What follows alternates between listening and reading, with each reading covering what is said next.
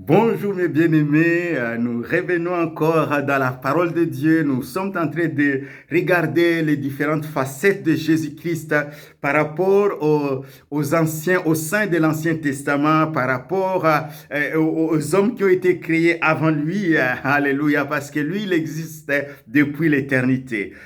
Hébreux chapitre 3 au verset 13, il dit, mais exhortez-vous les uns les autres chaque jour, aussi longtemps qu'on peut dire aujourd'hui, afin qu'aucun de vous ne s'endurcisse par la séduction du péché. Le péché nous guette. Le puissant des ténèbres, le diable lui-même, il agit au travers de la séduction. Il va te séduire. Il va t'empêcher de voir Jésus. Il va t'empêcher de comprendre qui est Jésus. Il va te séduire. Il va obscurcir tes pensées, obscurcir ton esprit, afin de ne pas comprendre qui est Jésus-Christ.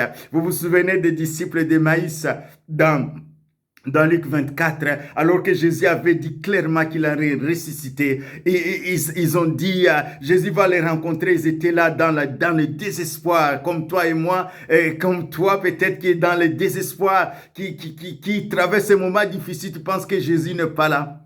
Jésus est ressuscité, il est vivant pour l'éternité. Amen. Il est ressuscité, il est vivant, Jésus est avec toi, Jésus est auprès de toi, mais le péché peut te séduire, les puissants des ténèbres peuvent te séduire, selon la situation que tu traverses, et tu peux ne pas voir Jésus qui est là avec toi. C'est pourquoi je viens t'exhorter, te dire Jésus est vivant. Jésus est vivant. Les disciples d'Emmaüs vont cheminer avec Jésus. Et à un certain moment, Jésus va dire, hommes qui est lent à croire. C'est qu'ont dit les prophètes. Ne fallait-il pas que Christ souffrisse ces choses et qu'il entre dans sa gloire? Il va expliquer les Écritures. Et cette exhortation des chrétiens d'origine juive qui venaient du judaïsme, qui voulaient retourner au judaïsme, et regarde dans Hébreux chapitre 1 au verset 1 à 4, il dit, après avoir autrefois, à plusieurs reprises et de plusieurs manières, parlé à nos pères par les prophètes, Dieu, dans ces derniers temps, nous a parlé par le Fils, qu'il a établi héritier de toutes choses, par lesquelles il a aussi créé le monde. Et qui étant le reflet de sa gloire et l'empreinte de sa personne, et soutenant toutes choses par sa parole puissante, il a fait la purification des péchés par la croix de Golgotha et s'est assis à la droite de la majesté divine dans les lieux très hauts, devenant autant supérieur aux anges qu'il a hérité d'un nom plus excellent que le leur. Le nom de Jésus est au-dessus de tout nom. Amen. Des fois, il y a des gens qui se disent non, le nom de Jéhovah, revenons au nom de Jéhovah. Et ce qui est clair dans les évangiles, Jésus n'a pas insisté sur ce nom de Jéhovah. Il a parlé du Père, le Père qui est là. Le papa qui t'aime, ça devient une relation père-fils, ça devient une relation père-fille. Le Dieu qui était tellement éloigné de se rapproche en Jésus-Christ. Il vient avec toi, il vient là où tu es pour t'aider dans ta souffrance.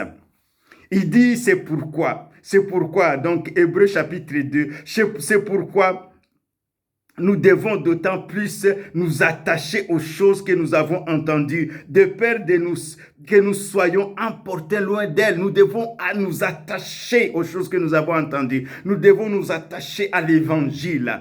Parce que ici, dans le monde, il y a d'autres évangiles, il y a d'autres messages qui vont chercher à te plonger dans le doute.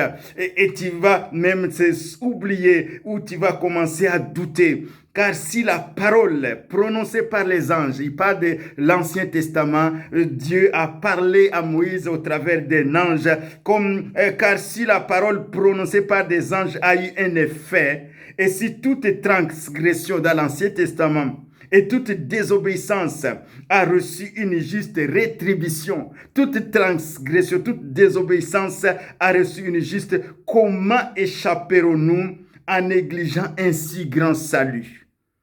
Qui a annoncé d'abord par le Seigneur lui-même, il est venu sur la terre. La parole au commencement était la parole. La parole était avec Dieu, la parole était Dieu.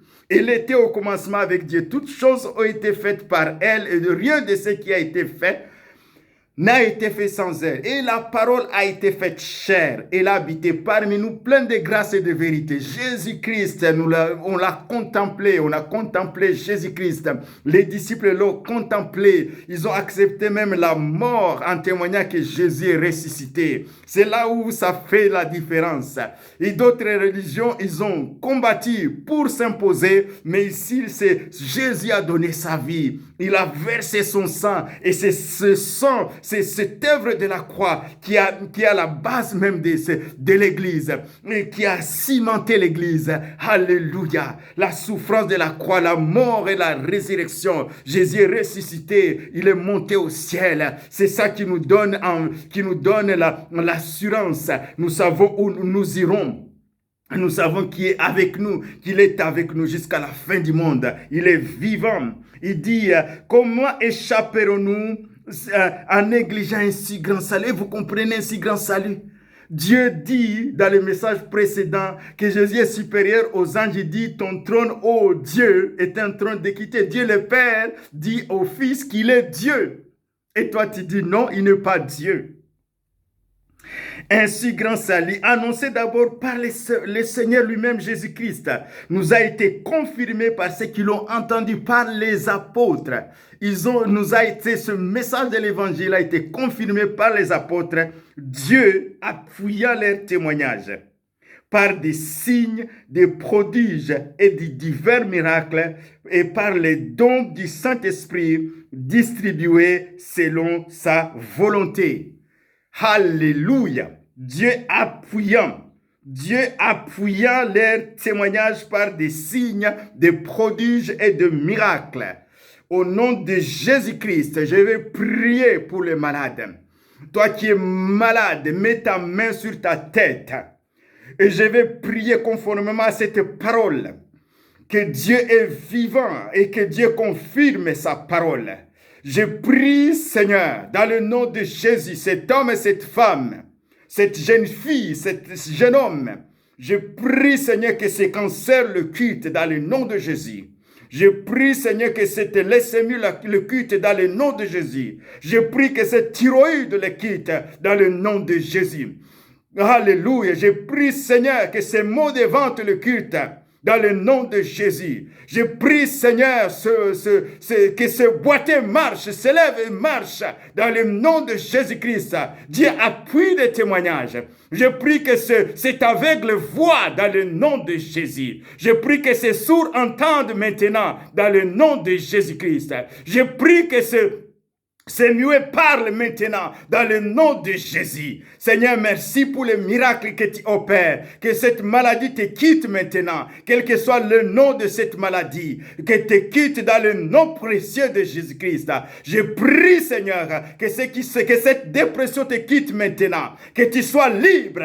Sois libre de cette dépression dans le nom de Jésus. Je chasse les démons. Sois libre. Je chasse les démons puissants des ténèbres. Lâche cette jeune fille. Lâche ce jeune homme dans le nom de Jésus. Puissant des ténèbres, je te lie et je te chasse dans le nom puissant de Jésus. Sors de cet homme. Sors de cette femme dans le nom puissant de Jésus. Dieu appuyant leurs signes, appuyant leurs témoignages. C'est Dieu qui va appuyer ce témoignage. C'est Dieu qui va appuyer ce témoignage par des signes, des prodiges et des divers miracles. Et je prie, Seigneur, toi qui m'écoutes, il y a une parole qui vient dans mon cœur, toi qui m'écoutes. Tu as dit, si seulement Dieu pouvait me parler. Et maintenant, Dieu te parle. Tu as fait 4 ans entrepant ta femme, alors que tu es un chrétien. Et maintenant, Dieu te parle, dit, sors, mon fils. J'ai payé pour toi. Tu es précieux à mes yeux. Répands-toi. Répands-toi maintenant. Et sois libre. Sois libre. Si le Fils t'a franchi, tu seras réellement libre. Seigneur, merci pour ta présence au milieu de nous.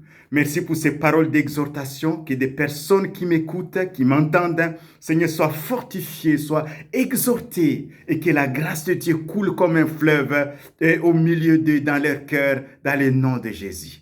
Mes bien-aimés, à bientôt.